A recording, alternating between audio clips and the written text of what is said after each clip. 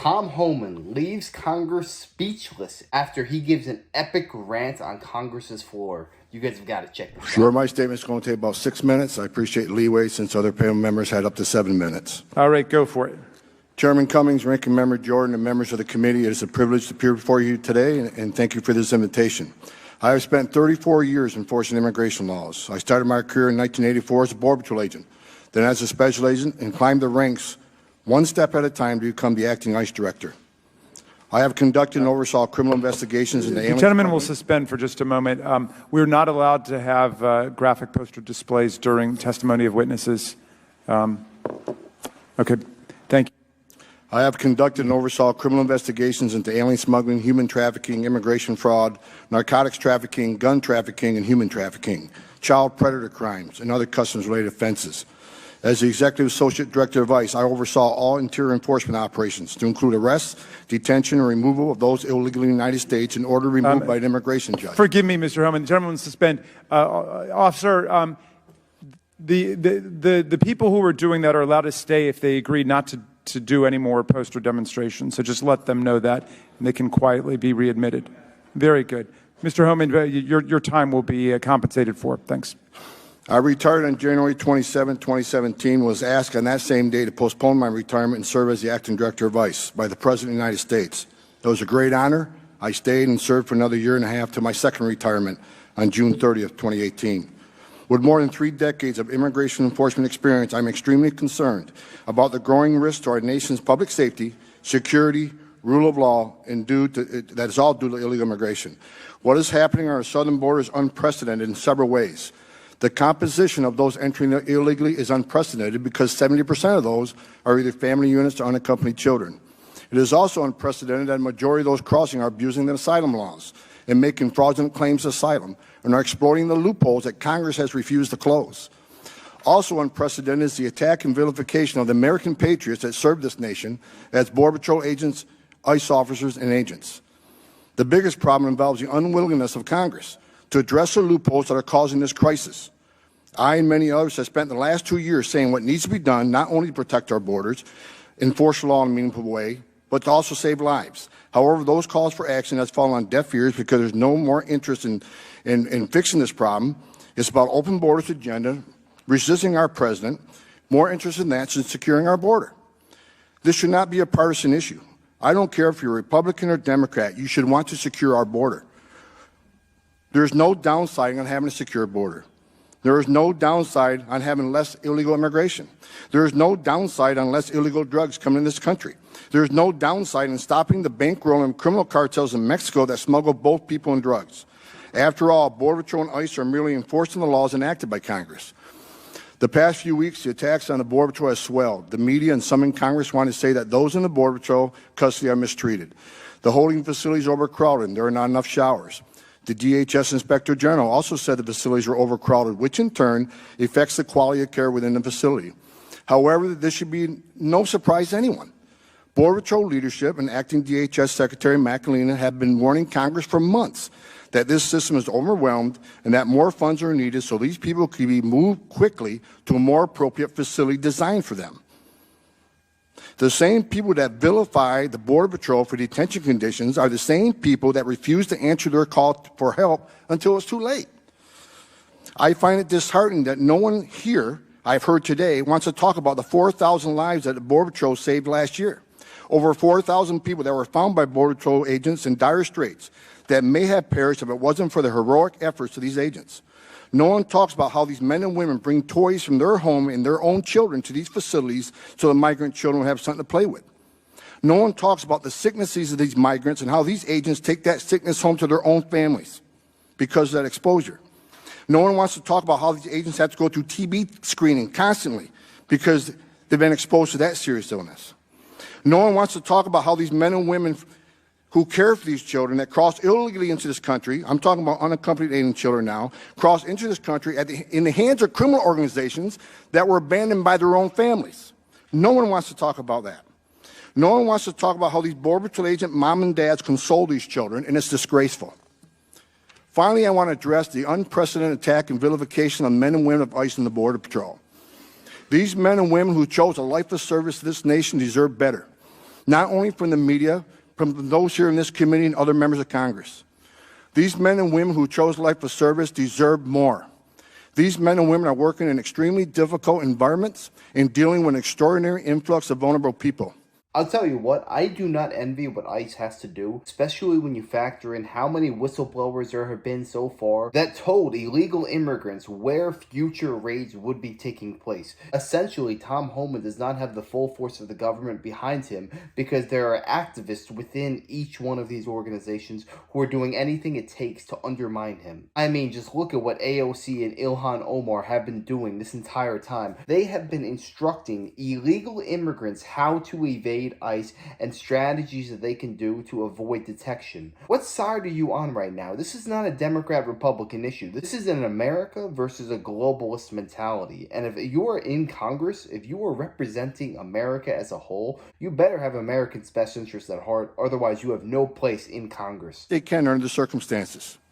As a 34-year veteran of law enforcement, it is shocking to see the constant attacks against those that leave the safety and security of their homes every day, put on a Kevlar vest and put a gun on their hip and risk their own safety to defend this nation. Those that attack the professional integrity of those that serve and blatantly throw unsubstantiated allegations against these men and women with zero evidence of guilt are wrong and should be ashamed. Most of these allegations will be found to be untrue after extensive investigation, but it's too late when that happens because the damage has been done. The agency has been tarnished in the spirit of the men and women that serve are many times broken, their morale is at an all-time low. They have to wake up every day and see news reports and comments from representatives in Congress that they're Nazis, white supremacists, that they operate concentration camps, that they knowingly abuse women and children. Those that make those outrageous statements believe that once you decide to carry an ICE badge or a Border Patrol badge, that you lose all sense of humanity. They think that no longer these people have a heart or they care about other people. ICE agents and Border Patrol agents are mom and dads too. They have children. What they see every day in this unprecedented surge of children and families affects them deeply and emotionally. It is something they're going to deal with every day and will stay with them the rest of their lives. Over half of Border Patrol agents are of Latin descent, and to say that they abuse those from Central America with no evidence of abuse is just plain wrong and insulting to those that have to endure this crisis each and every day. I ask this. Has any of those who easily attack the men and women of the Border Patrol ICE, you ever walked up to one and thanked one for serving their nation? Have you ever walked up to one and thanked them for putting their lives on the line every day for this country? Have you ever attended the honor burial of a Border Patrol agent or ICE agent that died during their job, died for this country? Have you ever had to console a small child or a spouse of a fallen officer? I have, too many times.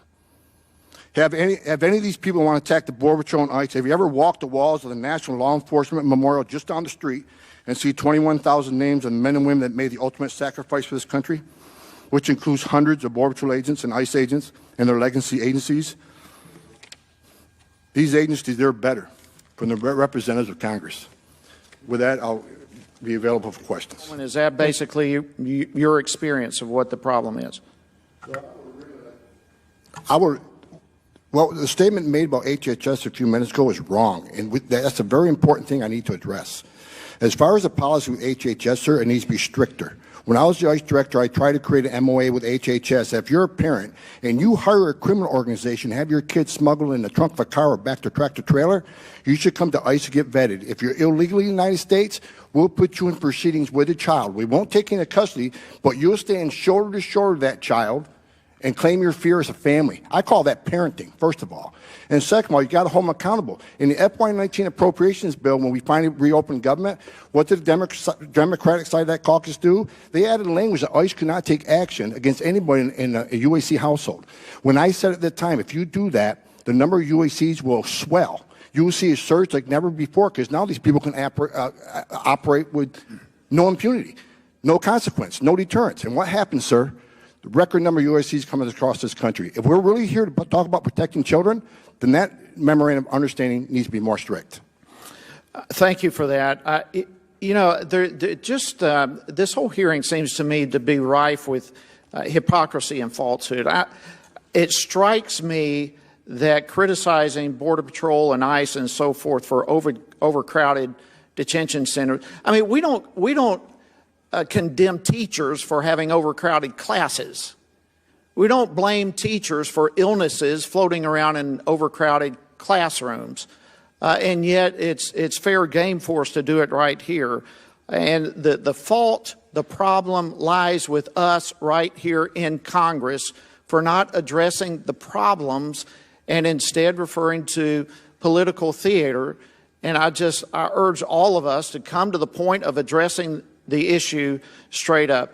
Mr. Homan, why does ICE not have enough detention beds? And my time is up. Thank you, Mr. Chairman. ICE has never had enough detention beds. And I know there's a big controversy when money was moved around the department last year to get more detention beds. Okay. They said, what a travesty. What people need to know, 8 out of the last 9 years, that same thing happened. It happened under the Obama administration. ICE has never been funded enough beds. I'll tell you what, if you stroll social media, you're going to see a lot of liberal activists saying that ICE, Border Patrol, they're inhumane, they're very evil people. How could you try and take people away from their home? But the sheer fact of the matter is if we didn't have ICE or Border Patrol, our America would look drastically different than it is today. I mean, just study history and you'll see how important it is to have a strong border. Every single nation that thrived had safe and secure borders. I mean, the only reason that a lot of Democratic politicians are so hell-bent on letting these people into our country, something known as the Great Replacement Theory.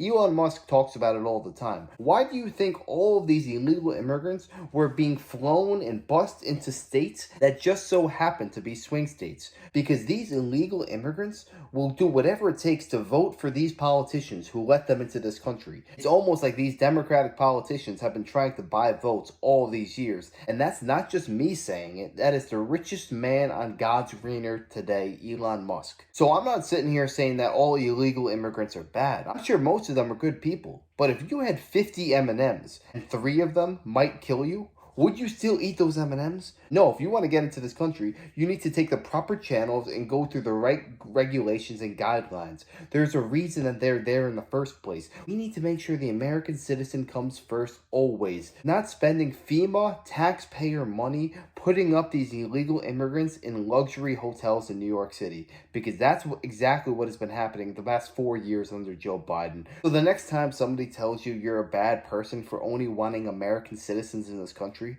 tell them, why don't you try going into Japan, China, without being a native citizen in one of these countries? It would never fly. So why is it happening in America, the greatest country on earth? I'll tell you why. Because we let it happen. By electing congressmen and women who do not put America first. And that's stopping now with the Donald Trump and the America First movement. But yeah, let me know your thoughts on this down below. Do you think that ICE and Tom Homan are going to reach their goal? But yeah, let me know your thoughts on this down below. What percentage of illegal immigrants in this country do you believe Tom Homan and Trump will deport out of this country before Trump's 4 years are done? Let me know down below. I'd love to know your guesses. And if you enjoyed, make sure to smash that like, comment, subscribe, and wish you guys nothing but the best. Until next time.